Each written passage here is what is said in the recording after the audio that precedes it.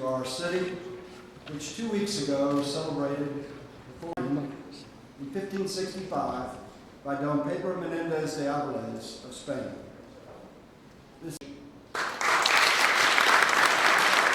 Custos, United States Ambassador to Spain.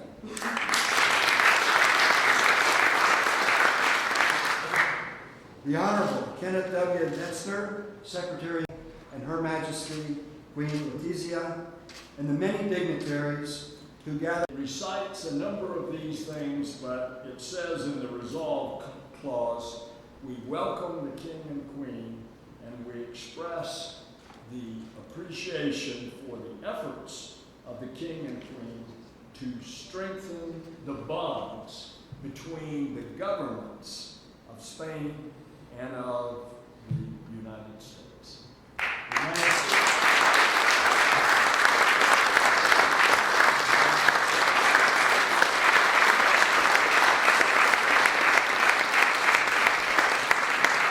Their country, and to the unique and lasting friendship between Spain and St. Augustine, may it never fade. And now, Your Majesty, I yield the floor to you. Thank you so much, Mayor Schubert, President Dr. William Abar, for your words. Senator Nelson and Senator King, thank you for that, presenting you with a resolution that, as I understand, was passed unanimously.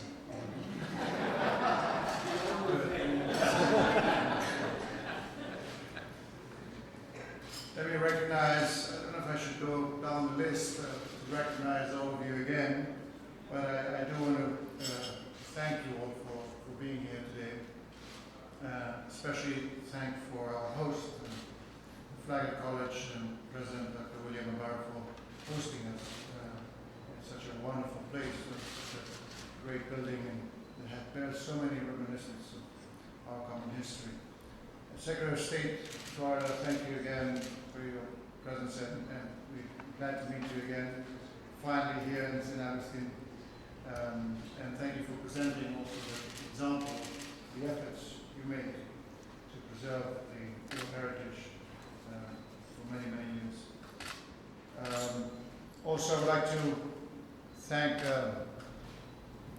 the Bishop, Monsignor Felipe Estevez, for his welcoming to the church this morning, also recognizing the efforts of preservation of the church here, and that links us as well so much to our common history. I would like to recognize the work of all those members of the 450 Commemoration Commission that so much time has dedicated and so much work is dedicated to this wonderful celebration.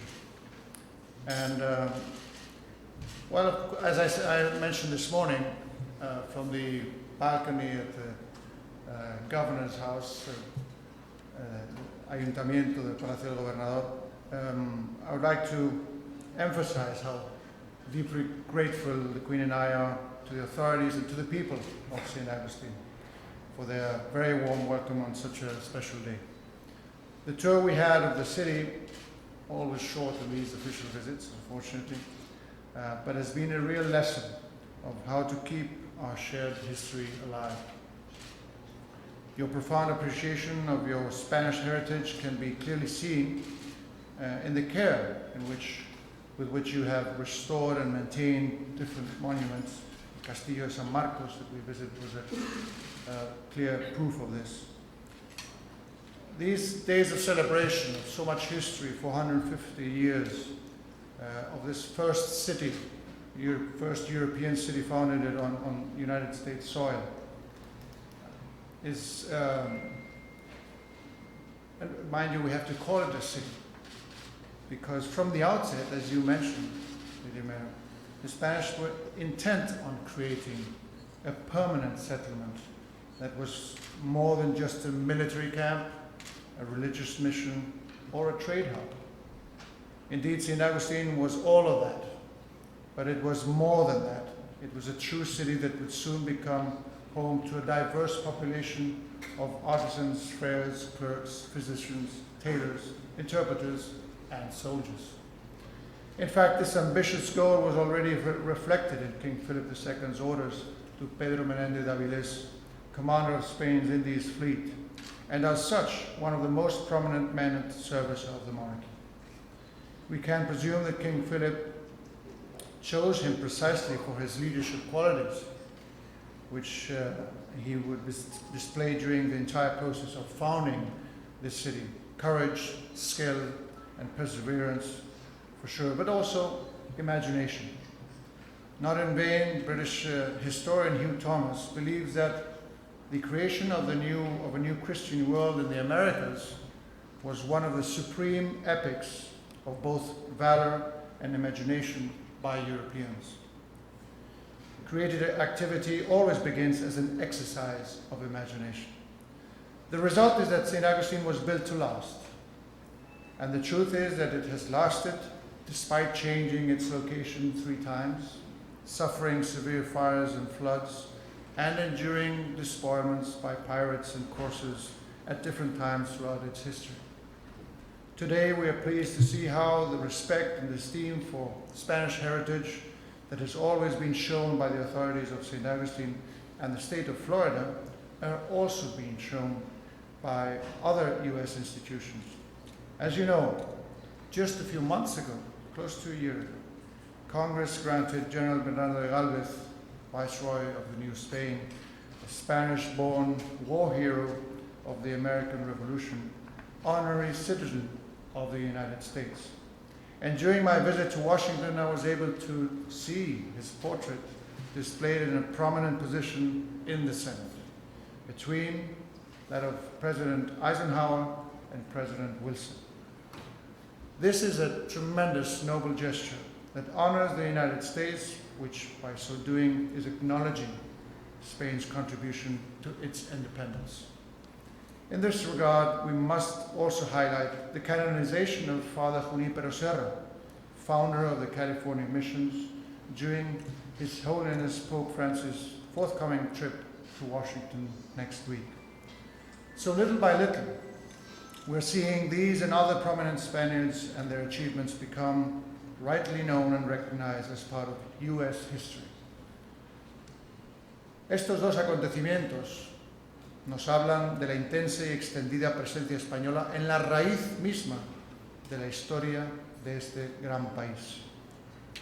La nuestra es una huella esencial a la hora de explicar el devenir de estados como California, Texas, Luisiana, la Florida.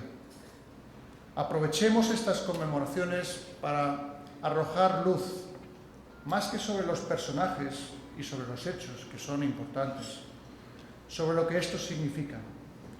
What these men and what their deeds mean. La transmisión de una cultura que hoy permea toda la realidad estadounidense y que reverdece día a día gracias a los más de 50 millones de hispanos que hoy residen, trabajan, se integran y se comprometen con el futuro de los Estados Unidos. However, although we remember and honor our past, our eyes are of course set on the present and on the future progress of our peoples. The state of Florida is home to 350 Spanish companies with an aggregate investment amounting to 40% of Spain's total investment in the United States. Spaniards, therefore, see Florida as a land of opportunity, where they can easily relate in a particularly familiar cultural environment.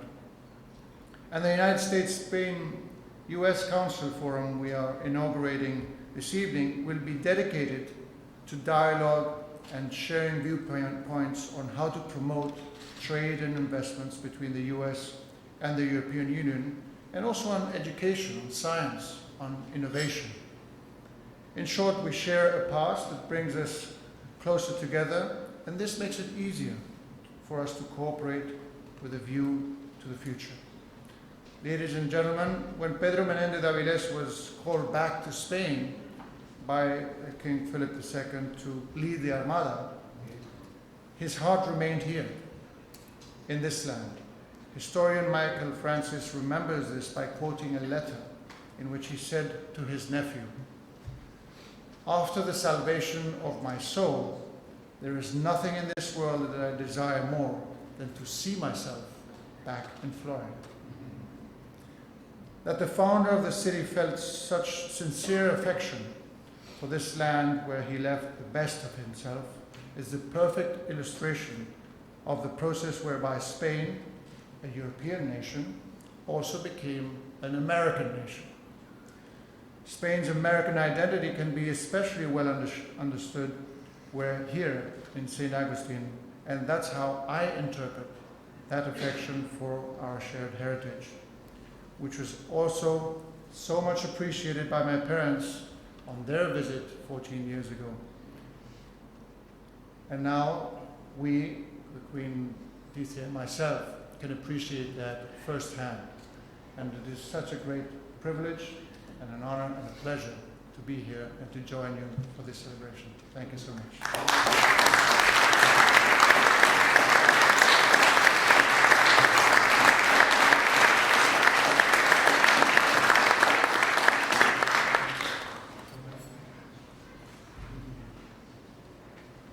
Just come back to the microphone so you can hear me. I would like to ask you all to join me in a toast for our bilateral relations, getting us closer together, the US and Spain, and for us to cherish our heritage and make it a prosperous and fertile soil to work ahead together to make this world a better place.